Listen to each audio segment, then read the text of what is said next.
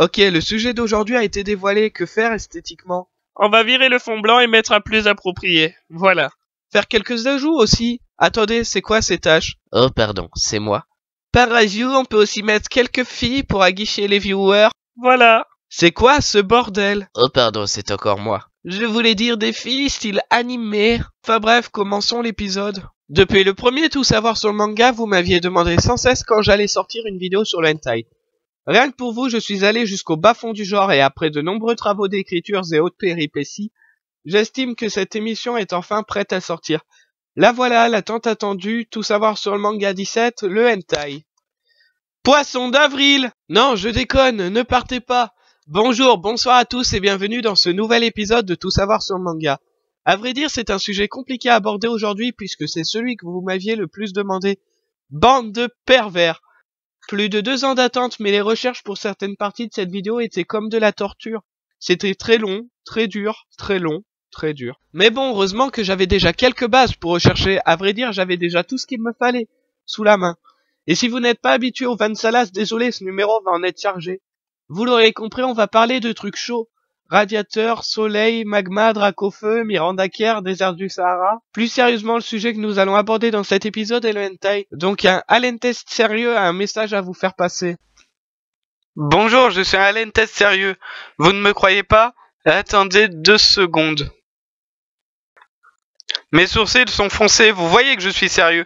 Les enfants, cette émission n'est pas faite pour vous, donc allez vous coucher ou regarder un épisode de Pokémon, parce qu'on aborde un sujet moins 18, donc vous avez 10 secondes pour aller vous coucher. 9, 8, 7, 6, 5, 4, 3, 2, 1... C'est bon, ils sont tous couchés. Les mecs, on peut commencer à se toucher. Tu me dégoûtes. Commençons déjà par vous montrer ce à quoi peut ressembler un hentai avec l'extrait vidéo suivant. Ok, on a un problème sur les vidéos, un peu de censure sur l'image aura donc lieu. Pas sur le texte, donc si certains propos peuvent choquer, c'est voulu, âme sensible ou innocente s'abstenir. Je sens que je vais pas mal me plaire dans cette émission. Moi je la sens déjà virée au glauque. Le hentai. Le hentai est un mot voulant dire transformation, métamorphose, ou dans le cas du sujet, perversion. Il est utilisé dans l'univers otaku pour désigner des mangas et des animés à caractère pornographique. Grosso modo, et pas grosse sodomie, haha. Donc je disais, grosso modo, le hentai dans le sens étudié pour l'émission sert à exciter le spectateur, ou la spectatrice à augmenter les ventes de toutes les firmes de mouchoirs et le conduit dans la plupart des cas à un acte de masturbation lui permettant, quand il est seul, de pouvoir, pour une fille s'exciter à fond, pour un mec de lui faire tirer son liquide.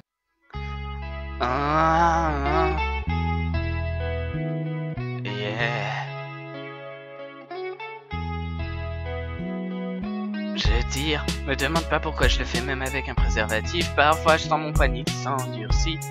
Devant tout, même des vidéos de chats qui se font des fistes, je me masturbe et puis je jouis. Je peux voir bien pire que voir des femmes vomir. Mais bon, je ne vais pas vous en écrire une liste. Il me faudrait des jours et le faire serait pénible. Je pratique l'onanisme. Je tire des fois même sans me branler. Parfois il me suffit juste d'une pensée. Oui, je sais, ce sont des choses pas très catholiques. Mais bon, du moment que c'est pas prohibitif.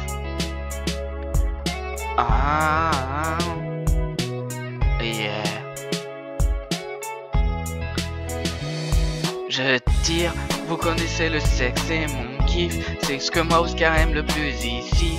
Des pratiques les plus simples aux plus surréalistes. Je m'amuse avec mon zizi. Même le goro est capable de me faire jouir. Je peux choquer n'importe qui, même les puristes. On me décrit comme le dégénéré le plus terrible. C'est la perversion qui m'anime. Yeah. Oscar. Yeah.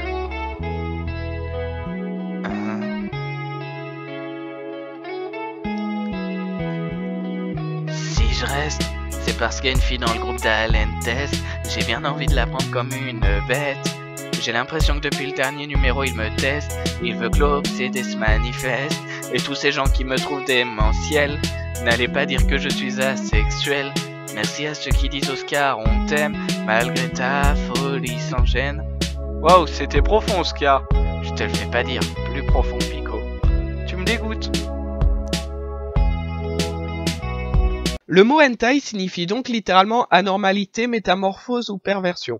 Et l'adjectif pervers peut qualifier comme en France des comportements extrêmes, comme le sadisme ou l'inceste. Et donc le mot hentai n'a pas forcément de connotation sexuelle, on parlera par exemple dans ce cas de mentalité anormale, en japonais hentai shinri. Dans le langage familier, ce mot est utilisé pour dire pervers ou bizarroïde. Comme le code des moins quelque chose en France, l'équivalent au Japon pour avertir le public du contenu pornographique de ce support sont les termes seijin manga, littéralement bande dessinée pour adultes, et du hachikin, littéralement interdit aux moins de 18 ans, ce qui est intéressant car l'âge de la majorité civile japonaise est de 20 ans. Les mangas pour adultes seraient autorisés pour les personnes étant dans leurs 2 dernières années en tant que mineurs. Du coup, c'est assez intéressant comme situation, enfin j'ai trouvé ça assez drôle. On va faire, pour commencer, une petite distinction, car à la base, je vais peut-être vous surprendre, mais ecchi désigne au Japon un animé porno en général, alors que hentai désigne juste une forme de perversion. Alors qu'en Occident, on pense que hentai égale porno et ecchi égale anime à connotation sexuelle. Pourquoi cette confusion? Car une grande majorité des animés porno importés dans nos contrées occidentales, notamment dans les premiers, on peut citer Urotsuki Doji, Angel of Darkness ou Dragon Pink, comportent des scènes anormales.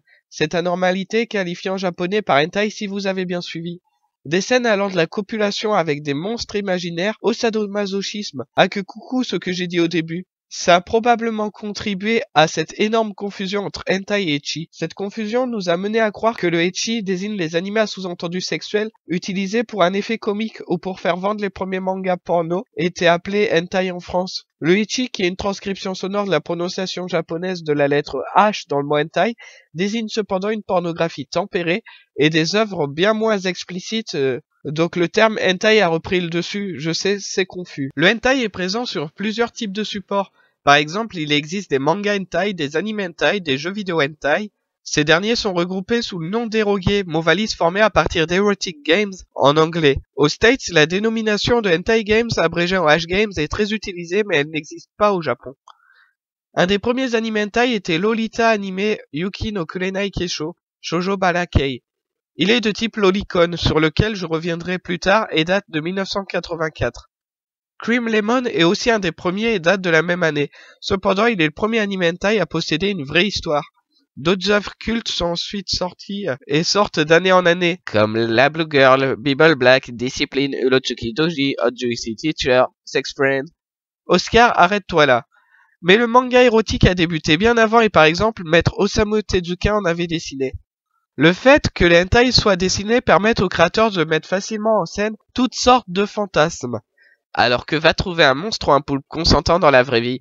Je hais la vie normale. Ainsi, en plus du hentai conventionnel, il existe de nombreuses autres formes du hentai, et donc de nombreux sous-genres ou termes regroupant des hentai à fétichisme particulier. On peut par exemple penser au yaoi et au yuri, sujet sur lequel je m'étais penché en détail dans l'émission 10, qui désigne un manga ayant des relations sexuelles entre hommes pour le yaoi et entre femmes pour le yuri. Pour des mangas homosexuels sans sexe, il faudra plus se pencher sur le shonenai pour entre hommes et sur le shoujoai pour entre femmes.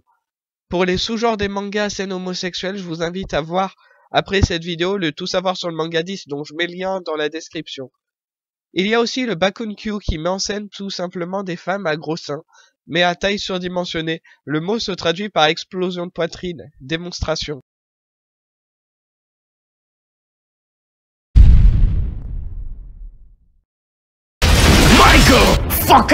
La parodie ou parodie désigne des mangas principalement amateurs faits par des internautes par le biais de doujinshi, qui veut dire manga amateur publié sur internet, désigne le fait de mettre en scène les ébats imaginaires de personnages de manga ou d'anime populaires.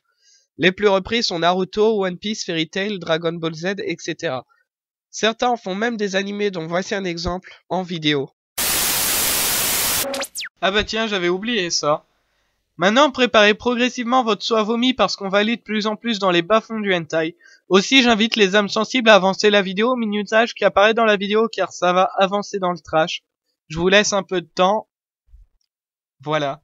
On va commencer avec le lolicon, mot valise formé à partir de Lolita complexe qui décrit l'attirance envers des personnages de filles prépubères ou préadolescentes aux allures d'enfants et au physique immature. Oui, c'est une forme de pédopornographie et posséder du contenu mettant en scène ce type de hentai est illégal et sanctionné. Son équivalent masculin est le shotakon ou shota complexe qui décrit l'attirance envers de jeunes garçons ayant quasiment les mêmes caractéristiques. J'en avais parlé dans mon numéro sur l'yaoi et l'yuri. Continuons dans le genre avec l'inceste qui désigne les activités sexuelles avec des membres légaux de la famille. Différents sous-genres qui en sont sortis, comme le brocon ou brother complex et le siscon ou sister complex qui eux ne désignent pas toujours un anime hentai mais peut désigner un anime soft. L'inceste, c'est quand par exemple t'as tentacules, mais parlons des tentacules, tiens. Oh, la transition toute trouvée, merci Oscar.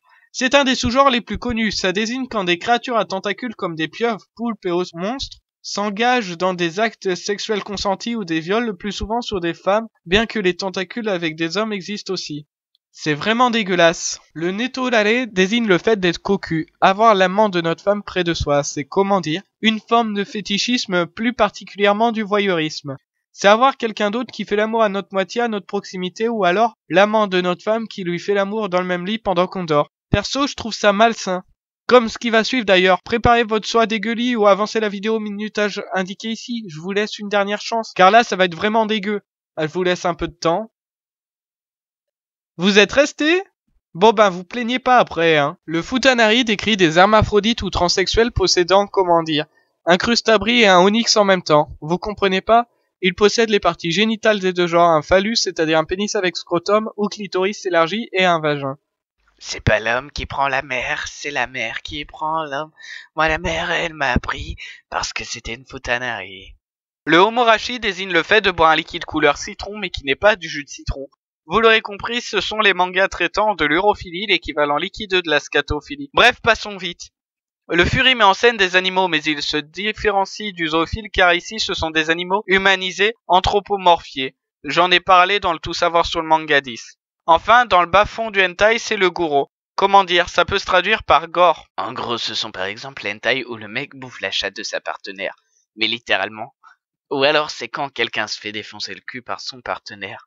Mais littéralement. Je crois que pour ce numéro, j'aurais aussi dû sortir mon soie à vomi. Je me sens mal. Ouh. En bref, le hentai est un genre regroupant tout type de manga pornographique. C'est le numéro que vous avez le plus demandé et du coup Alan Test a approfondi le genre. Un peu trop peut-être puisque vous avez réussi à l'écœurer en explorant les genres évoqués. Le hentai permet de contenter les individus fans de personnages en 2D, ceux qui ont des tripes vraiment louches ou tout simplement ceux qui ont besoin de se soulager.